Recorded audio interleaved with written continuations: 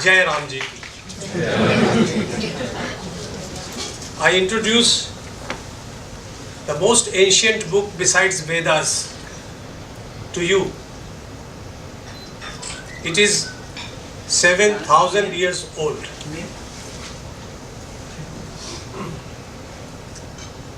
A second. Yes.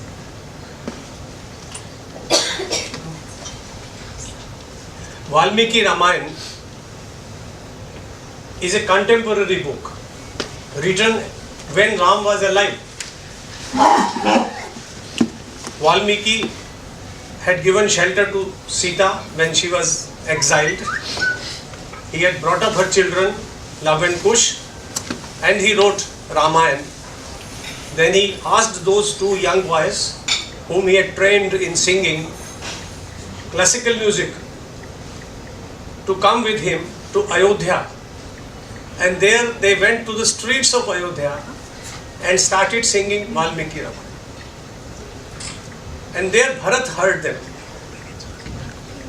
He said, "Would you come and sing before our king?" They said, "Why not?" And they still were not aware that he was their father. They went to the court. Ram said, "You will sing it every day in parts." And that is where this book begins. The beginning of the book is this. The rest is a story told sometimes in retrospect, sometimes old stories which were known to mankind, to people living in India, stories of Rama's ancestors, everything comes in. But major part of the book is Lanka, Ravan, after Sita's abduction, from a place known as Nasik. If you remember, Ravan's younger sister was wandering somewhere in those forests near Nasik. She went to Panchvati. She wanted to marry Ram or Lakshman. Lakshman sliced her nose. These days, Women Rights Association will go after him. That is how Nasik became Nasik, from Nasika. That is the origin of the word. That's interesting. Her nose was cut there and it became Nasik. Look at the links. Now you would say, why 7,000 years? What is my proof? Valmiki in this book gives the exact time when Ram was born. He says he was born on 9th Tithi of Chaitra month, when the position of different planets vis-a-vis zodiac constellations and nakshatras.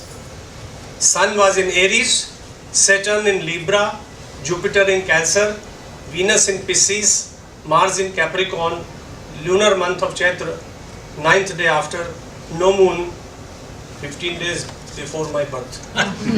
Lagna as Cancer, I was also born on Navami. Moon on the Punarvasu, Gemini constellations and stars, and it was daytime around noon. This data was written in the book.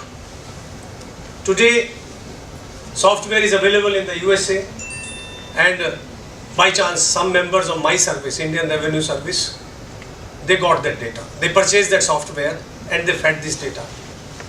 And that has given the date of birth, January 10, 5014 BC, 7,123 years back. Now this is a scientific proof. Believe it or not, it does not matter. Ram was there. Ram is there. The largest number of towns today in India are named after Ram. Krishna comes number 2. Villages, towns, Ramnagar, Rampur, and what not. Ramchandrapuram, Rameshwaram, and so on. Ram lives in our hearts. Whether we worship him or not does not matter. He is not coming to look at us. In this book now, I'll give you in 2-3 minutes a sort of gist, and then I'll read a few lines and then questions. This book is not mythology. This is a real biography written by a storyteller par excellence. And the moment you start reading this book, you are lost. You don't want to put it down. The stories have been told so vividly, in such language. I am a student of literature, and I find this language of such eminence. I have done Kalidas later on, I have done Bhartrihari, I have done Srimad Bhagavatam. Valmiki's language was the simplest of Sanskrit, which anybody with a smattering of Sanskrit can understand. And mind you, he was writing at that time. His meter is correct. His punctuation is correct. Today if I type on Word, everything is corrected. How were they correcting? I don't know. What mistakes were being committed, they must have corrected them and rewritten them. And they were writing on Bhojpatra, leaves, which have survived in the ancient lanes of Varanasi till today. The credit goes to the British who found these books out. They formed Asiatic Library. They set up huge organizations for the ancient country of India. They were scholars, and the first English translation of Ramayana was done by an Englishman teaching in Varanasi. It's available free on internet. But it's a large translation, 24,000 shlokas all translated. Beautifully done. What I have done, I have taken the Sanskrit edition of Gita Press Gorakhpur, abridged according to my understanding. Every translator has to use his brains, and condensed it into a book of 500 pages. I have not omitted anything which was important, and I have enjoyed doing it, devotionally as well as intellectually, mind you. And I am sure anybody who reads this book will enjoy it that way. Now, I'll just read a few things. As I said, this is a book on sociology. This is a book on, I should say, niti. That is the polity, we call it, P-O-L-I-T-Y. How people should behave. This is not a mythological book. This is a real biography written by a contemporary saint. He describes the futility of war. He works out why was Sita abducted, but why was that sin committed. So that is why a larger part of this book deals with post-abduction period, Nasik onwards. Another thing, very interesting thing, all of you must have visited Sri Lanka at one time or the other, you might be travelling. Valmiki's description of Lanka is like describing Nepean Sea Road or Vasant Vihar. The people were living with that high standard. He talks of upholstery, he talks of tapestry, he talks of chairs, he talks of musical instruments, he talks of their habits, he talks of what they were reading. I mean, imagine, the Hanuman is walking through those streets and he watches through the windows and Valmiki writes it. This is fantastic. Another thing, Ravan was dissuaded by the entire family except his son, Indrajit, not to do this. Send Sita back. He did not listen. He met a gory end. His father-in-law, his wife, his brothers including Kumbhakarna told him, you have done wrong. That is the quality of Valmiki Ramayana, and that is the quality of writing. They were Rakshasas only in name, that was their caste. It's like Tandon, Kapoor and Khanna.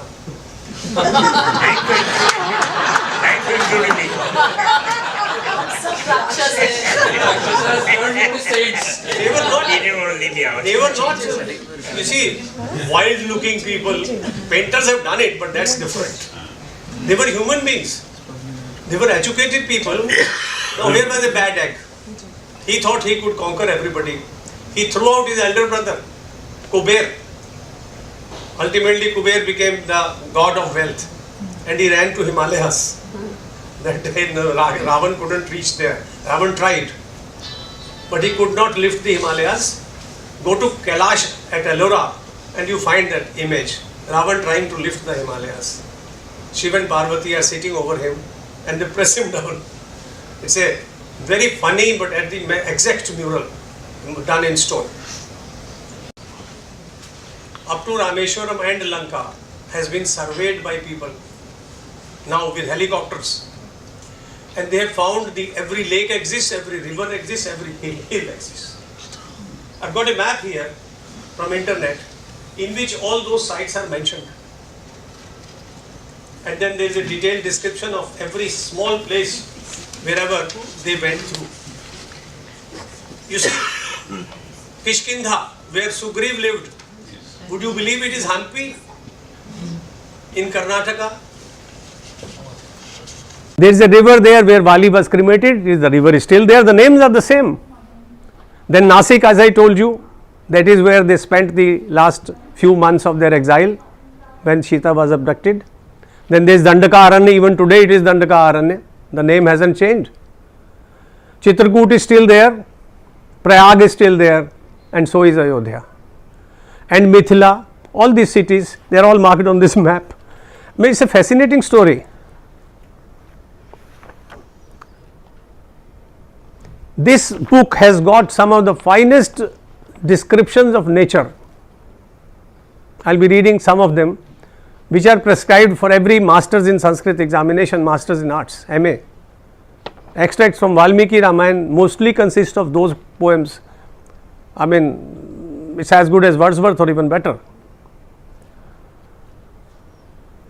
Then there is another scene where Hanuman is sent to identify who are these two young boys coming with Dhanush. I would say give that pages to the Indian Foreign Service trainings. The way he conducts himself, the way he makes friends of them, the way he persuades them to come to Sugriv, it's remarkable. The language, the finesse, the words used, the civilized way of addressing people, it's all there.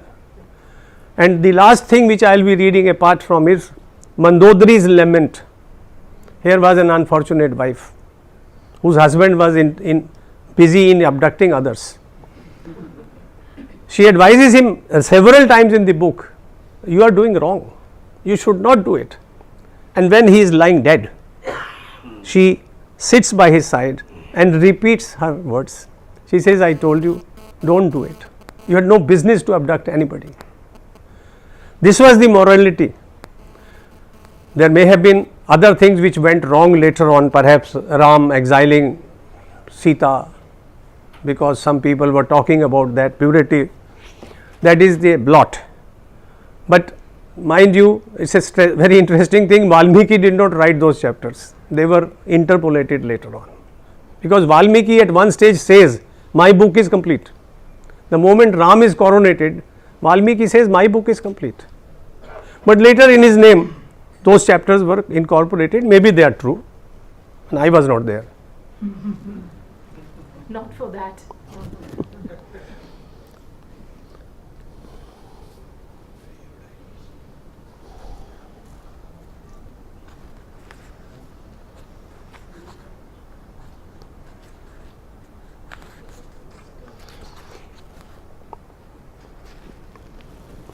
You see, when Sita has been abducted, actually the story is of Sita's abduction, not so much of Ram.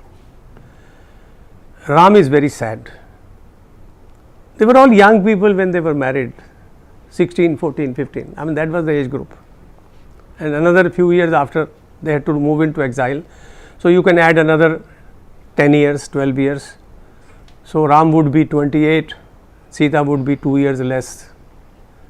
So he is missing her. And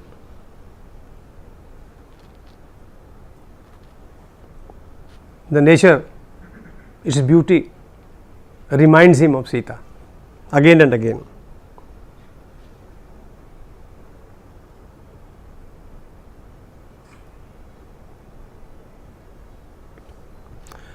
After rains,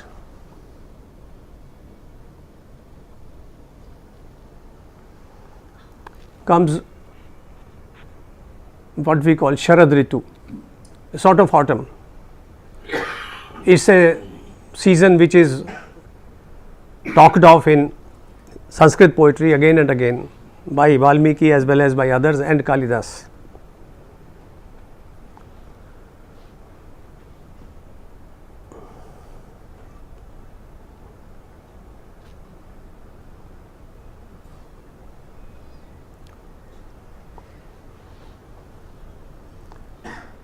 The autumn bestows Lakshmi with its own splendor. The letter looks resplendent, uniquely glorious in several manifestations. However, most of all, she displays her magnificence when the lotus blooms. The club has a lotus pond. We look at it every day. Some of us count the number of lotuses blooming in the pond and we bless the nation. That's a very good idea in a place like this where we come for rejuvenation every morning.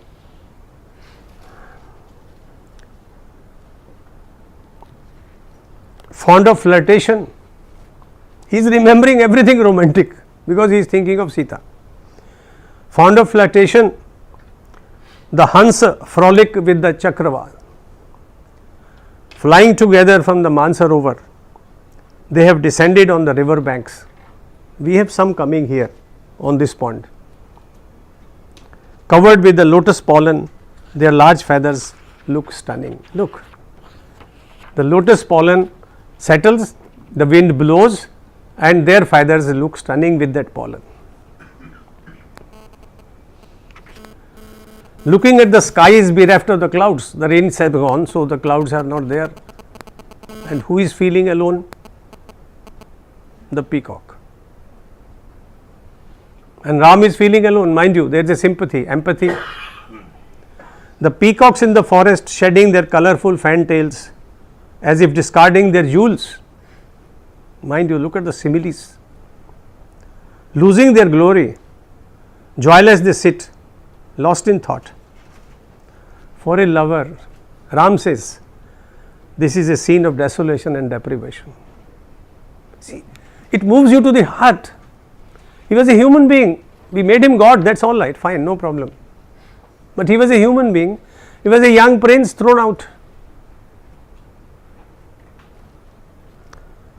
There is another thing I will read. Bharat goes to bring Ram back. He says, Bharat, no, I won't go. But mind you, he put some questions to him. I wish those questions were put to the present government in Delhi. I will read those questions in a minute.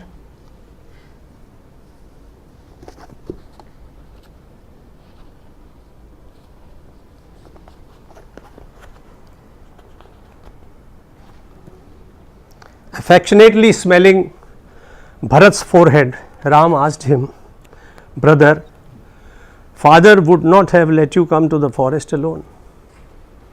And seeing you here in this condition fills my heart with fear. Is father out of his grief? He did not know that he has died. Is the kingdom safe? I hope you consult the right people on important issues and that your parlays and decisions are not leaked to the public. Look what is happening today. And look what is 7,000 years ago Valmiki is writing, putting words into the mouth of Ram.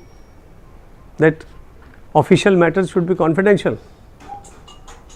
I am sure the important projects that have far-reaching consequences are not delayed. Look, I mean, I don't have to comment. This is somebody speaking and writing 7,000 years ago. A king surrounded by 1,000 fools.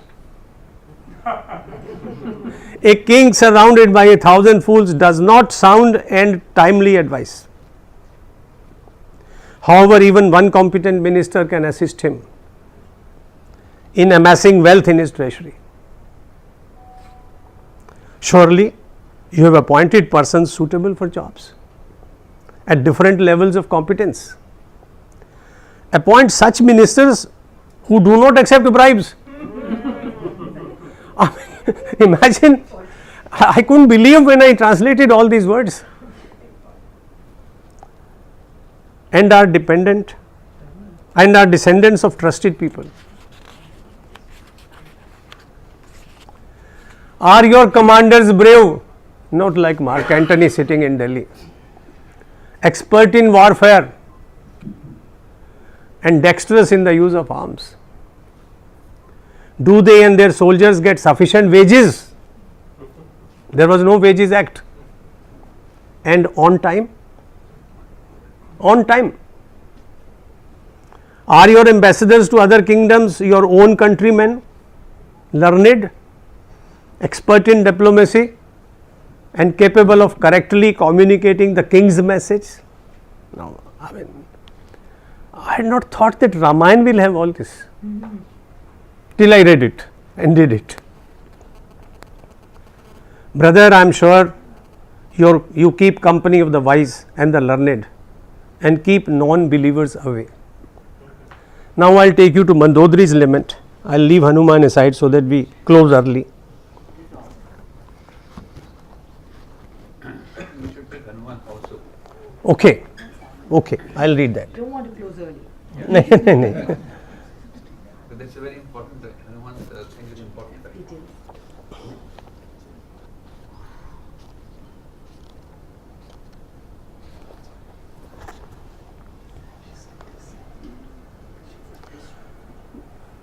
Jumping over rocks, Hanuman arrived at the place where Ram and Lakshman were resting.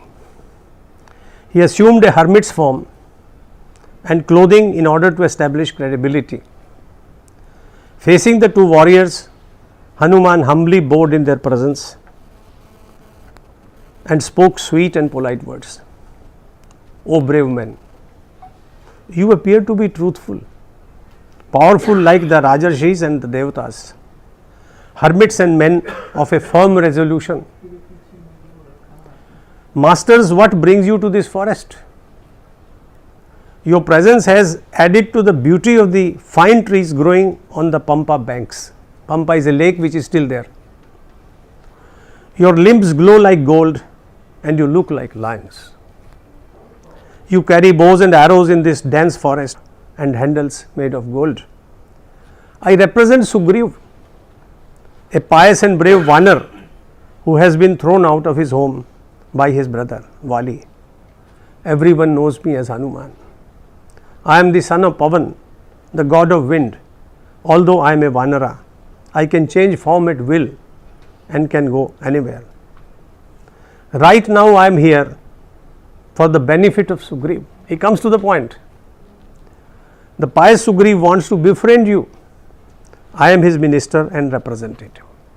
It continues, but this is the way.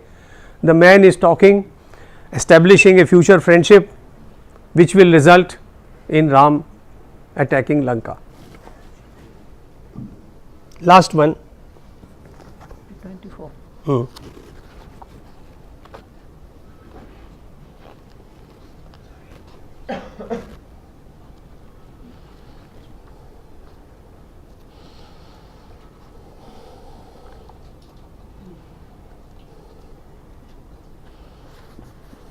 Now think of a woman who has lost her son, who has lost her husband, and the husband didn't listen to her.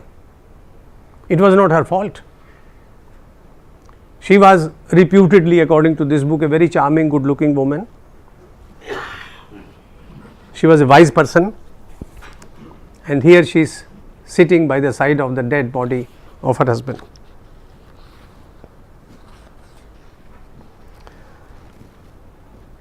Ravana, the elephant in Mast, having been crushed to death by the Ikshvaku lion, this is Valmiki writing, look at the similes, lies in eternal sleep on the ground. He was like a conflagration whose valor and enthusiasm was like wild flares. His powerful breath like its smoke and his chivalry its brilliance. Rama, like a cloud, has extinguished the powerful fire that Ravan was. Image, look at the image. Now comes Mandodari.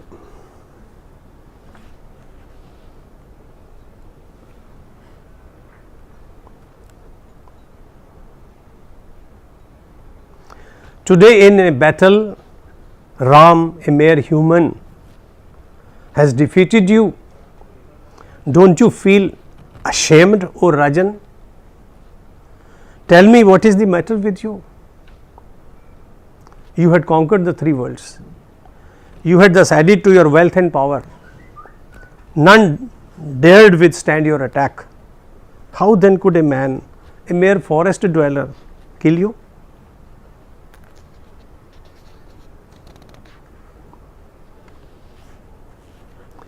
Your lust blinded you, later she says. Your lust blinded you. However, under the delusion of calm, you never believed that there was no dearth of women more charming than Sita in your harem. Maithili is in no way superior to me. This her ego is coming in. Neither in looks, in virtues, in lineage, nor in competence. She compares with me. She is not even an equal. However, in sheer ignorance, you never accepted that fact. In this world, mind you the words, none dies without a cause. In this world, none dies without a cause. Your death too had a cause. The princess from Mithila.